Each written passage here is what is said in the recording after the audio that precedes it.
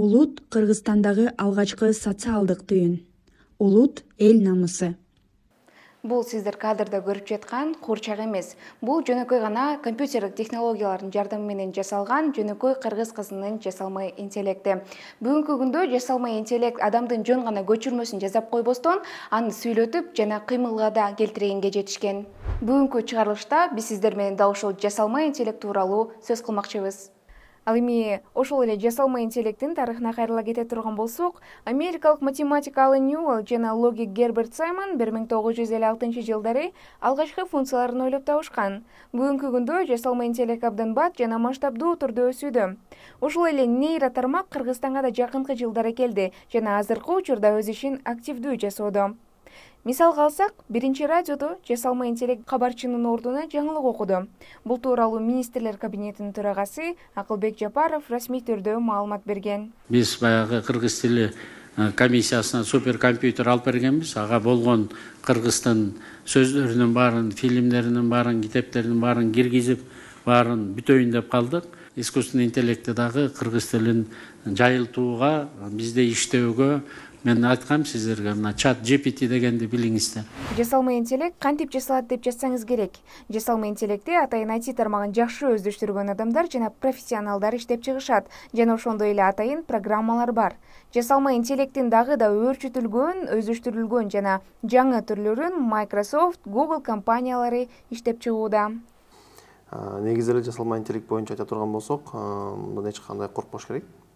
Буга чейин дагы айтып жүрөм, мен айтып келем ар дайым.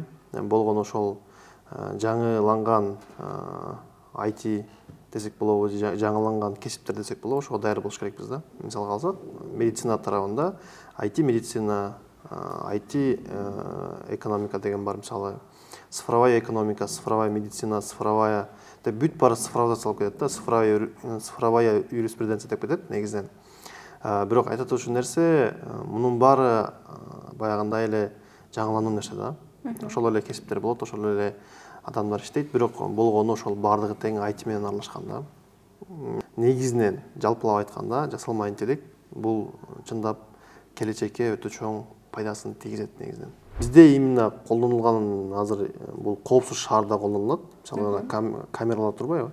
Ошолордо колдонулат да. Машина канча километрде өттү, кандай машинанын номуру кандай, ошолорду өлчөйт да. Жасалмай интеллекттин ушунчалык баат жана масштабдуу түрдө өсүп жаткандыгына байланыштуу азыркы учурда аны терс жактарга да колдонуп жатышат да. Эгер ушундай боло берсе, келечекте баягы дүйнө жүзүндө хаос пайда болуп кетпейби?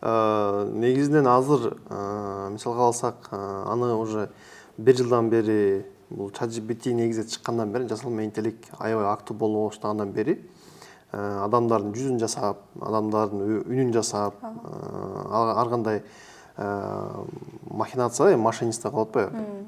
Бул негизи боло турган нерсе. Мисалы ар бир доордун өзүнүн мындай айтканда замандын, ар бир замандын убакыттын ошондой терс жагы дагы, оң жагы да болот. Сөзсүз түрдө биздин кесиптер алмашат. Бул бардыгы тең ошол цифровизацияга барып такалат. Негизи жасалмай интеллект эмес, бардыгы эле ошол ITге барып такалат. Анан адамзаттын ордун басабы дегенде мен айтмакчымын, бир гана Кудай айта алам билет. Биринчиси, экинчиден албетте баса албайт. Эмнеге? Себеп адам ChatGPT-ни дагы адам кылды, роботторду дагы адамдар кылат. Биз бардыгын тең өзүбүз кылабыз. Демек, өзүбүз кылган нерсени өзүбүз окуп, өзүбүз гана терей алабыз. Жогоруда көрсөтүлгөн маалымат жана видеонун бардыгы жасалмай интеллект тууралуу болду. Ал эми дал ушул жасалмай интеллект адамдын келечегине кандай таасир этет? Оюңуз менен комментарийде бөлүшө кетиңиз.